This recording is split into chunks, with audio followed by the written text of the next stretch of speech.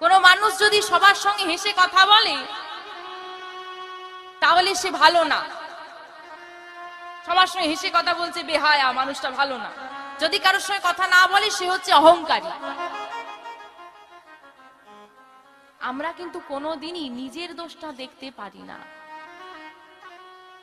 ভুলে গেলে চলবে না, একটা আঙুল যদি তুমি কারোর দিকে তোলো, বাকি আঙুলগুলো কোন দিকে? তার মানে বুঝে নিতে হবে কোন মানুষের মধ্যে সবকিছু ভালো থাকতে পারে না, কোন মানুষের মধ্যে সবকিছু খারাপ হতেও পারে না। তুমি কোন দৃষ্টিতে তাকে দেখবে, ভালো খারাপটা সম্পূর্ণ তোমার দৃষ্টিভঙ্গির ওপর নির্ভর। কারণ আমরা সবসময় যেটা চোখে দেখি সেটা সত্যি নয়, আর যেটা সত্যি সেটা সবসময় দেখা যায় না। হরি বল, হরি বল।